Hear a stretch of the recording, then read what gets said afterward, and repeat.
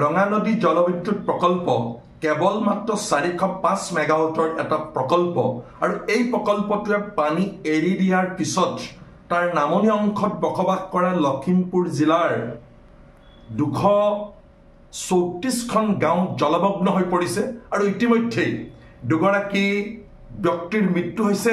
এগৰাকীৰ নাম জীৱৰাম পাৱে আৰু আনগৰাকীৰ নাম ৰাজকুমাৰ টাইট। তাৰ লগে লগে বহু পশুধনৰো মৃত্যু হৈছে।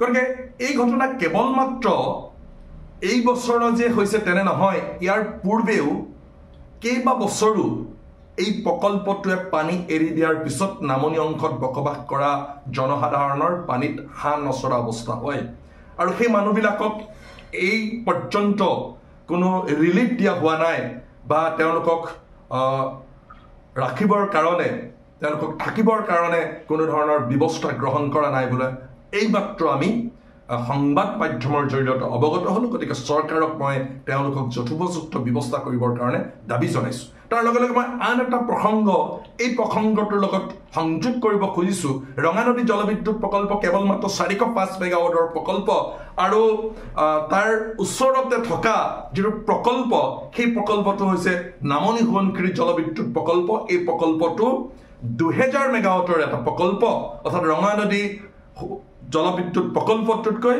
নামনি সোৱণশিৰি জলবিদ্যুৎ প্ৰকল্প 5 গুণ অধিক ডাঙৰ আৰু উচ্চতাৰ ফালৰ পৰাও এই প্ৰকল্পটো 50 মিটাৰ আৰু সেই প্ৰকল্পটো প্ৰায় 120 মিটাৰ।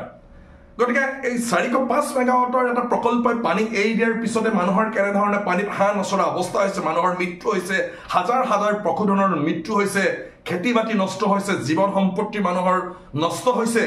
তাৰপিছত 2000 মেগাৱাটৰ প্ৰকল্প এটা পানী এৰি দিয়াৰ পিছত মানুহৰ কেনেধৰণৰ কি অৱস্থা হ'ব, সেই কথাটো আমি এই কথাটোৰ পৰা অনুমান কৰিব পাৰোঁ।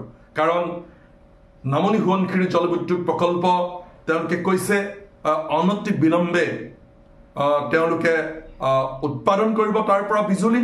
তাৰমানে সেই প্ৰকল্পটোৰ নিৰ্মাণ কাৰ্য প্ৰায় শেষ হৈছে, সেইকাৰণে তেওঁলোকে বিজুলী উৎপাদন কৰাৰ কথা কৈছে। কিন্তু নামনি অংশত বসবাস কৰা মানুহৰ নিৰাপত্তা কি হ'ল সেই কথা আজিকো প্ৰতি আমি গম নাপালোঁ।